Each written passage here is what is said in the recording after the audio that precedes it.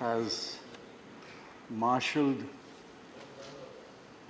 the legal arguments and placed the facts before this House and appeal to them, appeal to the House and appeal to the Treasury benches not to proceed with this bill because this bill is unconstitutional.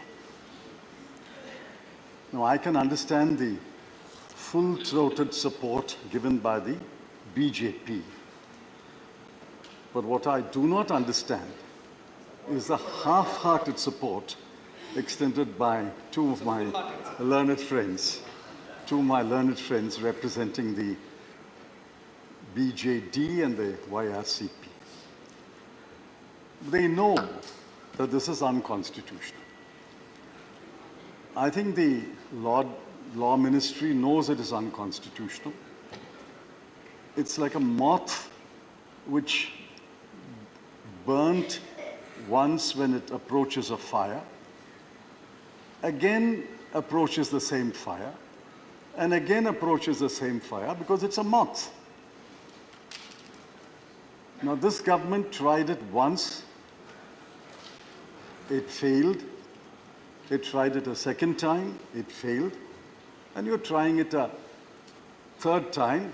I wish you what you will get, a spectacular failure when this bill is taken up to this agreement. Be that as it may. I'm not getting into the legal arguments because we are not a court of law, nor, I'm sure, anyone in the chair wants to be a judge. We are the Council of States. We are duty-bound to protect the rights of states, rights of union territory. We are not representing an individual parliamentary constituency. I'm representing a state. Each one of my learned friends is representing a state. And collectively, we should represent all the states of India. What are we? Are we a union of states? Or are we going to become a union of moth-eaten states? Or a union of moth-eaten union territories? Or a union of municipalities? Please remember the old dictum, no taxation without representation. That's the fundamental premise of a representative and parliamentary democracy. Delhi has, according to the figures I sourced today, 3.17 crore people. Now, the 3.17 crore elect a government. They elect a government to govern them, to take decisions on their behalf. The underlying premise is we are a representative and parliamentary democracy. You may ask me, where are those words in the Constitution? Those words are in the Constitution. The magic words are that there shall be a council of ministers with the chief minister at its head to aid and advise the lieutenant governor. The words aid and advise is not some kind of a friendly advice. Aid and advise has a long constitutional history. Aid and advise means the real power is in the Council of Ministers. The LG exercises formal power. The real power is with the ministers of the government. The formal power is with the President of India. Aid and advise is magical words. What we are doing today is subverting the three magical words, aid and advice. Now, people are watching us. It's not only the 200 odd members in this House. People of Delhi are watching us. They will watch us today on television, on YouTube. They will know that this government is attempting to take away the real power of the elected representatives and put it in the hands of bureaucrats. Now, I asked in a tweet, and I'll ask this question. What is the merit you filed with the bill? Leave alone the constitutional aspects. What is the merit you filed? Is there merit in a 3-member authority where 2 officers will constitute a majority and overrule the chief minister? Is there merit when 2 members of the 3 constitute a quorum, they can even call a meeting, hold a meeting without the chief minister? Is there merit that even if a decision is taken unanimously, the LG can overrule it? Is there merit that the member secretary, who is the principal secretary of Home, will convene a meeting with or without the chief minister? What is the merit? What is the merit? I heard you on television. I heard the honorable member on television. I didn't find you mention any merit in any clause of this bill. I heard you also.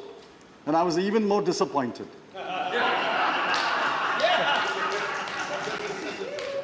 Therefore, what is the merit? What is the merit? What is the merit? What is the merit? What is the merit in this clause? They are sitting in the opposition. What is the merit in any clause? There is which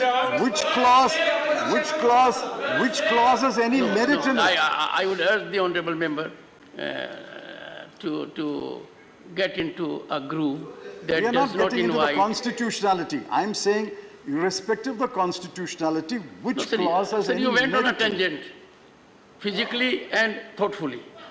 Therefore, the honourable member had an occasion to be on his feet.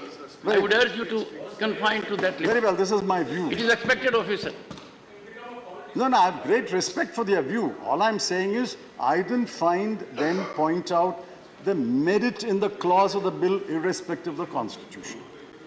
So we have a bill today, which the government thinks is the model for Delhi. They had invented a model for Jammu and Kashmir, and that is in court today. Please remember, we always talk about breakdown of the Constitution of India, breakdown of constitutional governance. Article 355, 356 speaks about breakdown of the constitutional machinery. What are we doing today? We are breaking the constitutional machinery. What did you do as a finance By minister? passing this bill, by passing this bill, What did you do as a finance minister?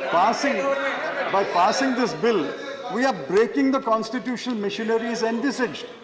We broke it on 5th of August 2019 in Kashmir, divided a state into 2 union territories, and sending a chill in the spines of every state that any state can be broken into union territories. What are we doing today? We are breaking the constitutional machinery. Sir, Honourable member, let me end by saying, My- while I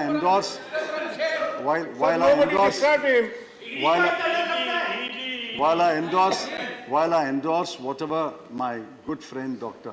Singhvi said about the constitutionality, and there is another forum which will argue. Please remember, you have no constitutional authority to pass this bill, be that as it may. You have not even a moral authority to pass this bill. The treasury benches, when did they last win an election in Delhi? 15 years, Mrs. Sheila Dikshit was chief minister.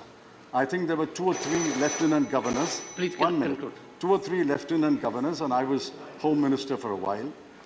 Never once did the present present arrangement come in the way of Mrs. Sheila Dikshit functioning as perhaps one of the best chief ministers of this country. Shri Mahesh Jethmalani. Just one minute. Thank you.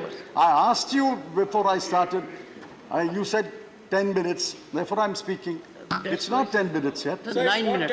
It's 9 minutes. It's Nine. 9 minutes. Nine. It's not You 10 said minutes if as I... yet. Sir, my Now, problem is when did the that BJP everyone needs support of Jairam. when did the BJP last win an election? They won an election before 1998. 1998 to 15 years, Congress government was there. And after 2013, it's the AAP government. You won an election 25 years ago. What moral rights have you to speak for the people Sorry, of sir, Delhi sir. and say this is what the people of Delhi want? Shri This is not what the people of Delhi want. This bill must Shri be Mayor rejected. Chaplani.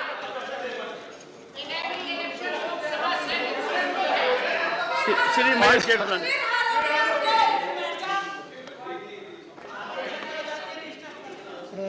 Honorable Chairman, I rise to support this bill. One second. Sir says it's getting louder. Decibel level has to be, is getting louder, sir. Yes, Mahesh Chaplani. Sir, Dr. Singhvi, in his opening remarks, said that he made a lot of uncharitable comments, that this was a bill, hunkar ka natija, his exact words. He also said that we were Alice in Wonderland, constitutional arrogance,